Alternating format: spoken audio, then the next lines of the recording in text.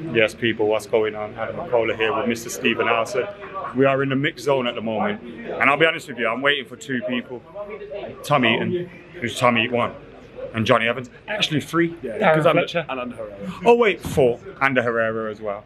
But yeah, we're here. Manchester United drew 1-1. Really, it's just like, if you didn't get name checked, don't worry about it. Yeah, it's because you don't stop in it and don't say hello. Yeah. They do. And they get cuddles. Big cuddles as well. 1-1, Gary Pillistri with the goal.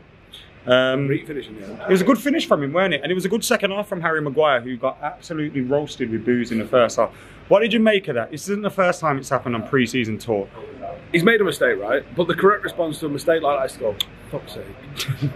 Not boo. Boo. I can't ever envisage myself ever booing a United player. Yeah, I can't do it, you know. I can't bring my, especially while they're in a Man United shirt. I mean, we've been pretty good in the past, like, even ex-players, I can't remember us booing many, just Carlos Tevez, really. Di Maria got it. Di Maria, yeah, but he bought that though. Yeah, he bought that, definitely. But like, we've never really been booers like that. I mean, no, and I don't want to hear it on pre-seasons. And some people are like, well, they deserve it. And you're like, no. Like, I don't know if it's a cultural thing or whatever. And that's not because, like, it's not even necessarily a foreign fan thing, because it has crept in at Old Trafford. Like, and I just don't like it. And I would like people to sort of self-police that and sort of roll it back, because it ain't right. I thought we were better than that. Yeah, I thought that as well. And look, I don't think Harry Maguire should be a Manchester United player. Nope. But I'm not going to boo him. And I also don't think he purposely goes out there and tries to make mistakes, you know what I mean? I was sat next to Danny Simpson, and he was going, do you think... I was thinking, he says, like, do you think it's going to make him better? Yeah, by it's doing not. That? It's going to make it worse for you, isn't it? Yeah. It is. It's going to make you... Every time you get on the ball, you're going to be worried. But to be fair to him, he wasn't. In the second half, he made a few good pings across the field. Got the box. He got the assist for the goal. Johnny Evans nearly set him up for one. Like, he was possibly our best player in that second half, or one of them at least. And his performance had turned around. I think it was Hannibal. Hannibal's class, isn't he? He always plays with the right amount of aggression and determination and just aggro. Yeah, where's he from? Morocco. Yeah. Oh, Algeria. Sorry. Algeria, yeah. Yeah, but I'm sure there's Gorton in there. Yeah, he's got a bit about him. I like that. We saw it when he came on at. Anfield. Remember that? Yeah. And he got stuck into them, and everyone was like, "Oh, he's just made a foul on that." But it's like, sometimes it's like what Keno said: just go out there, kick somebody, make yourself feel better. You know what I mean? that's what he does. So yeah, I enjoyed seeing that. Anybody you were impressed with today, Steve? Dango. Why? Composure, intelligence, maturity. He did loads. He's Tunisian, by the way. Let's just get that right. Sorry, do you know what? I'm sorry. Yeah, no, he's sorry. Yeah, he's Tunisian. Did he switch though? I'm not sure. He's just Tunisian. All right. Okay. Google Morocco, says Tunisia. It's North African. But Google also calls Guinness a beer. So does Google really know what's going on? Don't think so. So, what I liked about Dango, splitting the two centre halves, getting on the ball, moving the ball up the pitch with real good sort of decision making and pass selection. He was also rolling out into a false fullback. He was sort of like picking the ball up in real nice areas and displaying his range of passing as well. So it wasn't just like nice little easy pass.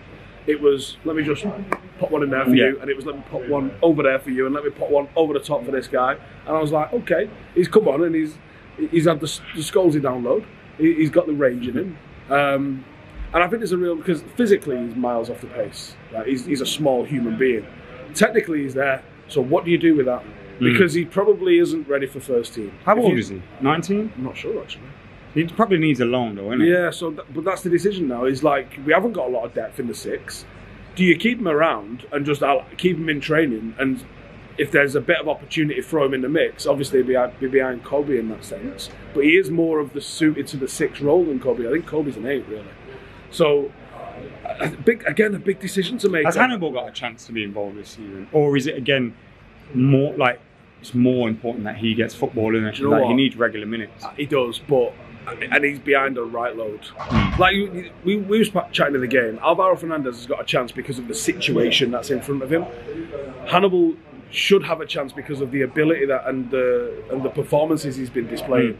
But because he's going to have Mount in front of him, Bruno in front of him, Sancho in the 10 in front of him, and possibly some others that might get played ahead of him in the 10, the opportunities for him are so limited.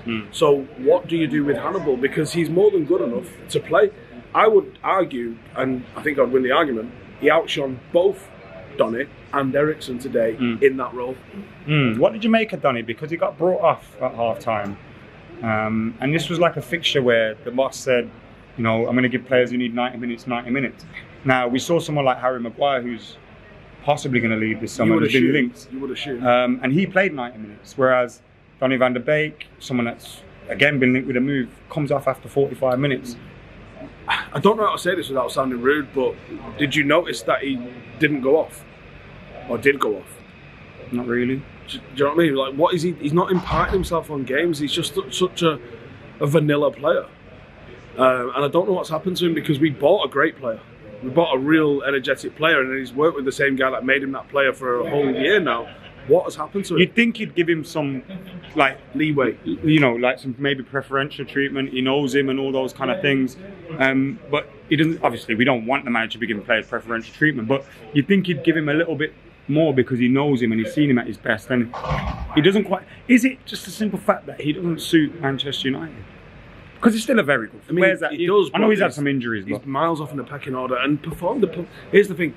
The performances aren't there. Like, it's not like he's getting an opportunity. Like, what have we just said about Hannibal? Oh, how's the boss going to find a way to fit him in? Yeah. Right, and then you've got Donny van der Beek, who's not even doing that. Why should the boss find a way to fit him in? He ain't cutting it. So, for whatever reason, that's the reality. So, yeah, I think the best thing for both is certainly to resurrect his career, because he ain't going anywhere fast at United. Would you send him out on loan or sell him? That's solid. Jadon Sancho today. Now, I thought he played well, particularly in the first half. I like Jadon Sancho. When we bought him, and then people expected that we were buying some rapid winger, like, you know, Marcus Rashford is just going to put on the afterburners and get in the box. But that's not him.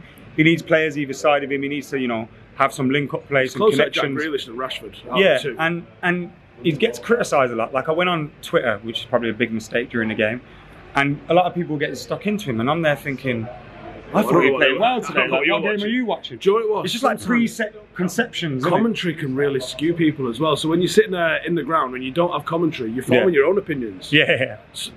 Or you chat to people around you and stuff. Whereas commentary, I think, if commentary can, and Gary Neville's bad for this. Like, you just hear him hammering a player, and you go, or praising a player, and you go, this isn't what I'm watching.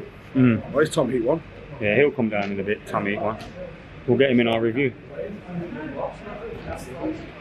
He's over there. Let's finish this. But yeah, 1-1 today, end of pre-season. How you feeling? I'm excited for the start of the season, mate. Same. I'm really excited, you know. And I think, look, we've lost a lot of games in this pre-season, but I genuinely feel like Ten Hag's cooking something.